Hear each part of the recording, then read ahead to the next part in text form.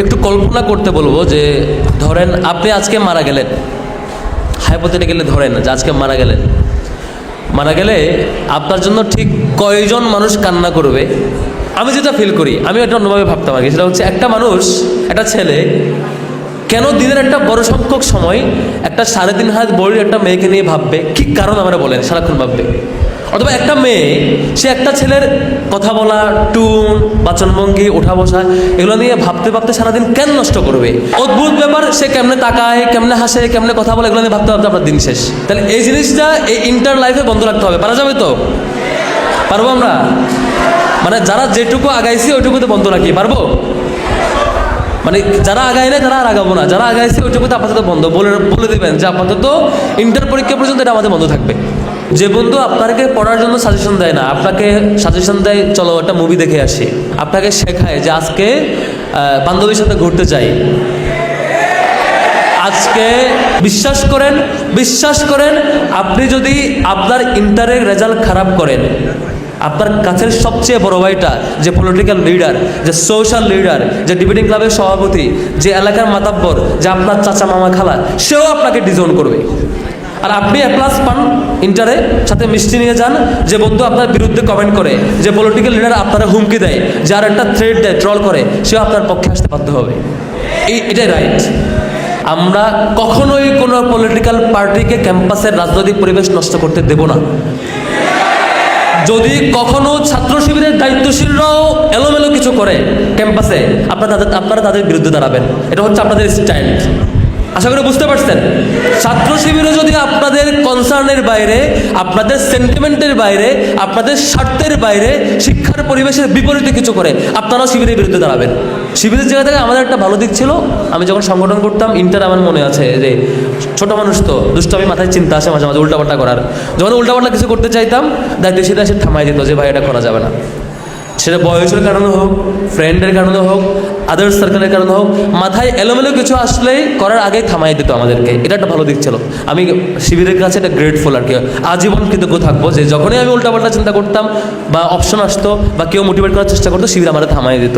একটু কল্পনা করতে বলবো যে ধরেন আপনি আজকে মারা গেলেন, হাইপোথেটিক্যালি ধরেন যে আজকে মারা গেলে আপনার জন্য ঠিক কয়জন মানুষ কান্না করবে, কয়জন মানুষ আপনাকে ফিল করবে, আপনাকে নিয়ে বেশ টেনসড ফিল করবে যে একজনকে হারাই ফেলেছি বলে। এই সংখ্যাটা কত? ধরেন আপনার মা, আপনার বাবা, আপনার ভাই, আপনার বোন, যোগ করবেন, এরকম কত 8-10 জন হবে। আবার কল্পনা করবেন আপনি 5 বছর পরে মারা গেলেন, তাহলে আপনার জন্য কান্না করবে বা ফিল করবে, আপনাকে হৃদয় ধারণ করবে, এই সংখ্যাটা কত? যদি খুব বেশি না বাড়ে, এভাবে কল্পনা করতে পারেন, যেমন ধরেন যে আমাদের চাচা বা বাবার বয়সী যারা আছেন, তারা যদি এখন মারা যান, তার জন্য কয়জন ফিল করবে, আর যদি আরও 20 বছর আগে মারা যাইতো তাহলে কয়জন ফিল করতো। কম্প্যারিজন করবেন, ঠিক নিজের জন্য এভাবে কম্প্যারিজন করা। যদি সংখ্যাটা সেম থাকে, যেমন ধরেন আপনি 2050 সালে মারা গেলেন, তখন আপনাকে ফিল করছে আপনার বাবা, আপনার ভাই, আপনার বোন, আপনার বউ বাচ্চা, আপনার হচ্ছে আম্মু আব্বু, এইটুকু, আর বেশি কিছু না। তাহলে আপনাকে জিজ্ঞেস করা হইলো যে আপনি যে 40 বছর বেশি বাঁচলেন, প্রতিদিন 8 ঘন্টা করে কর্মঘণ্টা পার করলেন, আপনার লম্বা সময় গেল, এই যে টোটাল সময়ের ভ্যালু কি যদি আপনাকে কেউ ফিল না করে?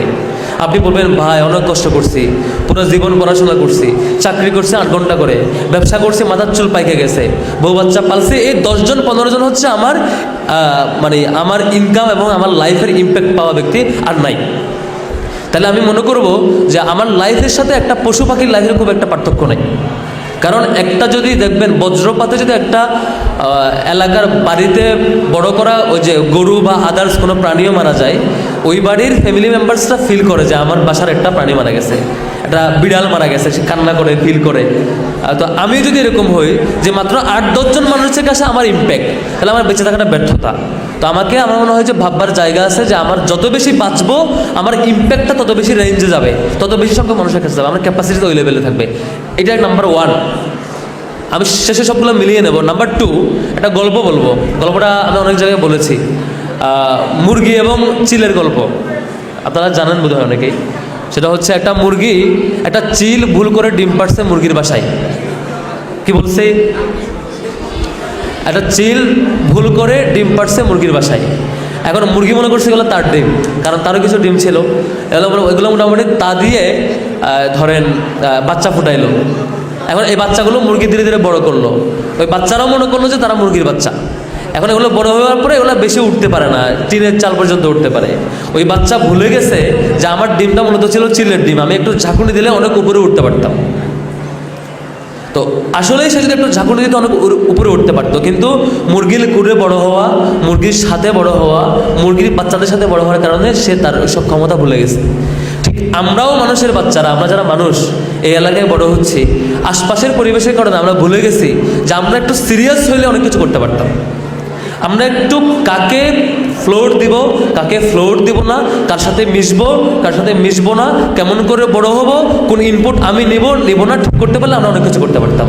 বাট আমরা সেটাতে সিরিয়াসলি ডিল করতে পারি নাই, যে কারণে আমরা ফেল হই। ওই যে মুরগির মতো, মুরগির বাচ্চার বেড়ে ওঠার মতো আর কি প্রক্রিয়া। তো এটা দুইটা গল্প বললাম, মানে দুইটা এক্সাম্পল। একটা হচ্ছে মৃত্যুর কথা বললাম, আর একটা ডিমের গল্প বললাম। এবার আমি মূল আলাপে যাব। তো আমরা মানুষ হিসাবে আমাদের অনেক কিছু করবার জায়গা আছে, যেখানে আমি আত্মপরিচয়টা জানলে পরেই আগাইতে পারবো। এখানে বাধা কি? বাধা নাম্বার 1, আপনার ফ্রেন্ড সার্কেল। আপনার বন্ধু, যে বন্ধু আপনাকে পড়ার জন্য সাজেশন দেয় না, আপনাকে সাজেশন দেয় চলো একটা মুভি দেখে আসি, আপনাকে বলে তমুক জায়গায় খেলা দেখে আসি, অমুক জায়গায় খেলা হইতেছে, আপনাকে শেখায় যে আজকে বান্ধবীর সাথে ঘুরতে যাই, আজকে এই কাজ করি, ওই মানে যে কাজগুলোর কোনো ইম্প্যাক্ট আপাত দৃষ্টিতে নাই, কোনো ভ্যালু নাই। আজকের যে আড্ডা, যে গল্প, যেই আপনার আনন্দ মজা 30 বছর পরে 20 বছর পরে কোনো ভ্যালু অ্যাড করবে না, সে আজকের আনন্দটা আপনার দরকার নাই। তো যে বন্ধু এই ধরনের কাজগুলোকে আপনার এঙ্গেজ রাখে, এই বন্ধু আপনার ক্ষতি করে। এখন এই বন্ধুদেরকে ফাইন্ড আউট করতে হবে যে কোন বন্ধু আপনাকে এই রিকমেন্ডেশনগুলো দেয়। তাকে বলতে হবে বন্ধু আমিও না করি, তুইও না কর, অন্তত আমরা সেফ থাকি দুজনেই, অন্তত এই 2 বছর। যা করবেন ইউনিভার্সিটি লাইফে গিয়ে চিন্তা করেন, ইন্টারের 2 বছর কোনোভাবেই এদিক সেদিক তাকে সময় কাটানোর সুযোগ নাই। এখানে আমি যদি হাত তুলতে বলি প্রেম করেন কারা কারা, একটা বড় সংখ্যক মানুষ হাত তুলবেন, আমি জানি আপনারা করেন। হ্যাঁ, এখন মুশকিল হইলো আমি যেটা ফিল করি, আমি একটা অন্যভাবে ভাবতাম আগে, সেটা হচ্ছে একটা মানুষ, একটা ছেলে কেন দিনের একটা বড় সংখ্যক সময় একটা 3.5 হাত বড় একটা মেয়েকে নিয়ে ভাববে? কি কারণ আমরা বলেন সারাক্ষণ ভাববে? অথবা একটা মেয়ে, সে একটা ছেলের কথা বলা, টুন, বাচনভঙ্গি, ওঠা বসা, এগুলো নিয়ে ভাবতে ভাবতে সারাদিন কেন নষ্ট করবে? ওই সময়টা সে চাইলে পুরো পৃথিবী নিয়ে ভাবতে পারে, চাইলে সে পুরো তার ডেভেলপমেন্ট নিয়ে ভাবতে পারে, পুরো ফ্যামিলি নিয়ে ভাবতে পারে, কিন্তু সে ভাবে একটা মানুষ নিয়ে। অদ্ভুত ব্যাপার, সে কেমনে তাকায়, কেমনে হাসে, কেমনে কথা বলে, এগুলো নিয়ে ভাবতে ভাবতে আপনার দিন শেষ। তাহলে এই জিনিসটা এই ইন্টার লাইফে বন্ধ রাখতে হবে। পারা যাবে তো? পারবো আমরা? মানে যারা যেটুকু আগাইছি ওইটুকুতে বন্ধ রাখি, পারবো? মানে যারা আগায় না তারা আর আগাবো না, যারা আগাইছি ওইটুকুতে আপাতত বন্ধ বলে দেবেন যে আপাতত ইন্টার পরীক্ষা পর্যন্ত এটা আমাদের বন্ধ থাকবে। আরেকটা ব্যাপার, সেটা হলো গত বছর আপনাদের রেজাল্ট খুব একটা ভালো হয় না ইন্টারের, তাই না? আপনারা তো কনভিন্সড রেজাল্ট যে ভালো হয় নাই। এখন যদি সেইটার প্রভাবে এখনও আপনাদের এবার রেজাল্ট খারাপ করার চিন্তা থাকে, অর্থাৎ ওই যে মুরগির বাচ্চার মতো যে আমি মনে হয় আর উঠতে পারবো না, ওই ফিল করেন, তাহলে ভুল হবে। আমার কাছে মনে হয় এক সুন্দর পরিবেশে আপনারা নতুন করে ভাবতে পারেন যে কোনো মূল্যে আমাদের রেজাল্ট সর্বোচ্চ হবে এবং এমন একটা চমক হবে যে এবার আমরা টপ মোস্ট রেজাল্ট করবো ঢাকায়। এটা পসিবল, পারবেন না? এটা পসিবল। দ্বিতীয় হলো আমরা জুলাই আগস্টে গণ অভ্যুত্থানের মধ্য দিয়ে একটা ভালো পরিবেশ পেয়েছি। এই ভালো পরিবেশে আমরা কখনোই কোনো পলিটিক্যাল পার্টিকে ক্যাম্পাসের রাজনৈতিক পরিবেশ নষ্ট করতে দেব না। যদি কখনো ছাত্র শিবিরের দায়িত্বশীলরাও এলোমেলো কিছু করে ক্যাম্পাসে, আপনারা তাদের বিরুদ্ধে দাঁড়াবেন। এটা হচ্ছে আপনাদের স্ট্যান্ড। আশা করি বুঝতে পারছেন। ছাত্র শিবিরও যদি আপনাদের কনসার্নের বাইরে, আপনাদের সেন্টিমেন্টের বাইরে, আপনাদের স্বার্থের বাইরে, শিক্ষার পরিবেশের বিপরীতে কিছু করে, আপনারাও শিবিরের বিরুদ্ধে দাঁড়াবেন। পারবেন না? তাহলে আপনাদের এই স্ট্যান্ডটা থাকতে হবে। এখানে কোনো পলিটিক্যাল পার্টির স্ট্যান্ড কতটুকু এটা জাজ করার জন্য ক্যাম্পাস চলবে না। ক্যাম্পাস চলবে শিক্ষার্থীরা যা চাইবে, শিক্ষার্থীদের যেটা নিশ্চিতভাবে কল্যাণ হবে সেটাই হবে। অন্য সংগঠন এই ফ্রেমওয়ার্কে আসতে বাধ্য। আমি শিবির করি ক্লাস 7 থেকে।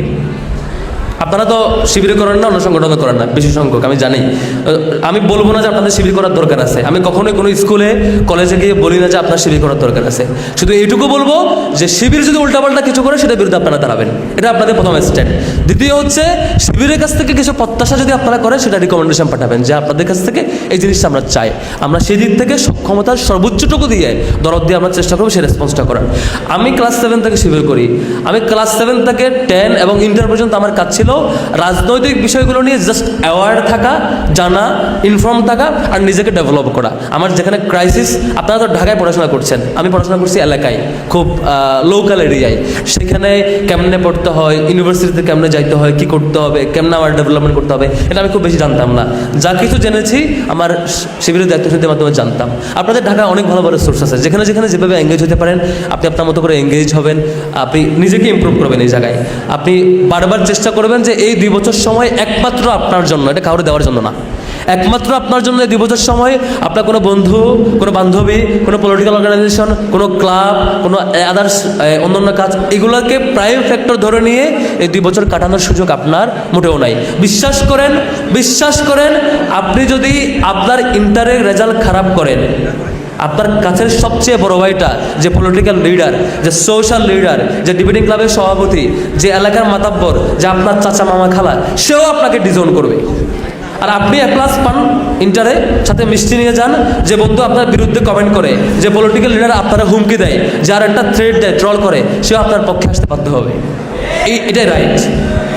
এখন আপনি ডিসাইড করবেন যে আপনি আপনার কল্যাণটা চান কিনা। আপনার টাইমের ডিস্ট্রিবিউশন আপনার হাতে একান্তই, আপনি সেভাবে ডিস্ট্রিবিউট করবেন। শিবিরের জায়গা থেকে আমাদের একটা ভালো দিক ছিল, আমি যখন সংগঠন করতাম ইন্টার, আমার মনে আছে যে ছোট মানুষ তো দুষ্টামি মাথায় চিন্তা আসে মাঝে মাঝে উল্টাপাল্টা করার, যখন উল্টাপাল্টা কিছু করতে চাইতাম দায়িত্বশীলরা এসে থামাই দিত যে ভাই এটা করা যাবে না। সেটা বয়সের কারণে হোক, ফ্রেন্ডের কারণে হোক, আদার্স সার্কেলের কারণে হোক, মাথায় এলোমেলো কিছু আসলেই করার আগেই থামাই দিত আমাদেরকে। এটা একটা ভালো দিক ছিল। আমি শিবিরের কাছে এটা গ্রেটফুল আর কি, আজীবন কৃতজ্ঞ থাকবো যে যখনই আমি উল্টাপাল্টা চিন্তা করতাম বা অপশন আসতো বা কেউ মোটিভেট করার চেষ্টা করতো, শিবির আমাদের থামাই দিত এই জায়গায়। আপনারা আপনাদের মতো করে মেন্টরিং ঠিক করে নেবেন। উইদাউট মেন্টর চলতে পারবেন না, নট নেসেসারি যে কোনো রাজনৈতিক দল থেকে লাগবে। আপনি আপনার মতো করে মেন্টর ঠিক করে নেবেন, যে মেন্টর আপনারা থামাই দিবে, যে মেন্টর জানবে আপনি কোথায় ভুল করছেন, কেমনে থামাইতে হবে। একটা মেন্টর দরকার, যে মেন্টর বিশ্বস্ত হবে, আপনাকে মিসগাইড করবে না। মেন্টরিং ছাড়া আপনি একা আগাইতে পারবেন, আপনি মিসগাইডেড হবেন না, আপনি ভুল পথে যাবেন না, এটা নিশ্চয়তা আপনি দিতে পারেন না। এই জন্য একটা মেন্টরিং সিস্টেম রাখা দরকার। আর সর্বশেষ যেটা বলবো সেটা হচ্ছে আপনার একটু খেয়াল রাখা দরকার। আমরা এই ক্যাম্পাসে, এই কলেজগুলোতে ভালো পরিবেশ পেয়েছি দীর্ঘ সময়ের পর, এগুলো বারবার আসে না। আজকে আপনি ইন্টারের স্টুডেন্ট, 5 বছর পর আপনার ছোটো ভাই এখানে স্টুডেন্ট হতে পারে, 2 বছর পরে হতে পারে, এই বারবার এখানে স্টুডেন্ট আসবে। এইটুকু দায়িত্ব যাতে আপনার থাকে, এখানকার এই যে গণ অভ্যুত্থানের রক্তের বিনিময়ে, শহীদদের রক্তের বিনিময়ে যে পরিবেশ পেয়েছেন, এটা যাতে নষ্ট না হয়। এটা যদি নষ্ট হয়, আপনার পরবর্তী প্রজন্ম যিনি আসবেন তিনি এখানে একটা বাজে পরিবেশ পাবেন, এখানে অদ্ভুত একটা পলিটিক্যাল পরিবেশ পাবেন, যেখানে পড়ার পরিবেশ থাকবে না। সুতরাং কোনো চাঁদাবাজ, কোনো ধান্দাবাজ, কোনো পলিটিক্যাল লিডার, কোনো এলাকার মাতাব্বর যে এটা দখল করতে আসবে, আপনাকে হুমকি দেবে, এখানে চাঁদাবাজি করবে, মারামারি করবে, মাসল পাওয়ার দেখাবে, সে ক্ষমতার বাহাদুরি দেখাবে, সবগুলোকে আপনারা অলওয়েজ লাল কার্ড দেখাবেন, পারবেন না? যদি আপনি শুরুতে ভয় পাইয়া যান, সামনে আর লাল কার্ড দেখাতে পারবেন না। সে তার সিস্টেম কি জানেন? শুরুতে একজনের হুমকি দেবে ফেসবুকে, তুই এই করবো সেই করবো, পরের দিন 10 জনের হুমকি দেবে, কারো একটু ঘেরাও করবে, একটু মিছিল করবে, এটা দিয়ে আপনারা ভয় দেখাবে। এই ভয় পাওয়ার সুযোগ নাই। সে যেই আসুক, যত বড় পাওয়ার নিয়ে আসুক, ক্যাম্পাস শুধুমাত্র শিক্ষার্থীদের। আপনি যেই আপনাকে এখানে মাসল পাওয়ার দেখাতে চাবে তাকে লাল কার্ড দেখাবেন।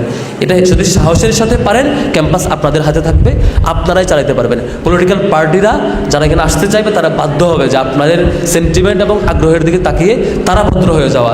কোনো পলিটিক্যাল পার্টি তার পলিটিক্যাল এজেন্ডা যদি চেঞ্জ না করে, পলিটিক্যাল কর্মসূচি চেঞ্জ করতে না পারে, তার অ্যাক্টিভিটি যদি স্টুডেন্ট ফ্রেন্ডলি করতে না পারে, তার এই ক্যাম্পাসে আসার দরকার নাই। তার কাজ বাইরে করুক, এখানে আসতে হইলে আপনার ফ্রেমওয়ার্কে আসবে। তারপর সর্বশেষ বলবো, আবারও রিকোয়েস্ট, বিনীত রিকোয়েস্ট আপনাদের প্রতি, সেটি হচ্ছে এখানে ওই সর্বশেষ যে আপুটা বসা আছে ওই পাশে এবং এই কর্নারে যে ভাইটা বসা আছেন, প্রত্যেকটা মানুষ এমনও হইতে পারে, এখানকার প্রত্যেকটা মানুষ ইন্টারের রেজাল্ট দেওয়ার পরে মুখে হাসি, এমনও হইতে পারে। আবার এখানের সবচেয়ে হাসি খুশি যে মানুষটা আজকে, তিনি ওই দিন কাঁদছেন, এমনও হইতে পারে। আজকের ওকে শোনা যায়, শোনা যায়, শোনা যায় কি? আচ্ছা, আমি শেষ করছি।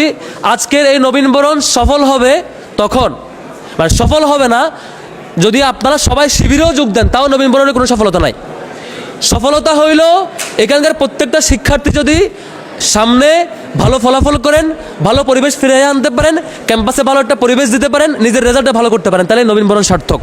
আপনারা সব শিক্ষার্থী শিবিরে যোগ দিয়েও এই নবীনবরণের কোনো সার্থকতা হবে না। সার্থকতা হবে সব শিক্ষার্থী ভালো করবেন, ক্যাম্পাসের ভালো একটা আউটপুট আসবে, আপনাদের ফ্যামিলি আম্মু আব্বুর মুখে হাসি ফুটাবেন, আম্মু আব্বু যে জায়নামাজে বসে দোয়া করে সেই দোয়ার আউটপুট পাবেন। প্রত্যেকটা মানুষ আপনার আম্মু আব্বু আপনার পিতামাতা আপনাকে নিয়ে একটা হ্যাপি ফিল করবে রেজাল্টের দিন। এটাই নবীনবরণের সফলতা হবে, এটাই চাই। আপনাদের সফলতায় আপনাদের হাসি আমাদের হাসি হবে ইনশাল্লাহ। শেষ করছি। আসসালামু আলাইকুম রহমতুল্লাহ।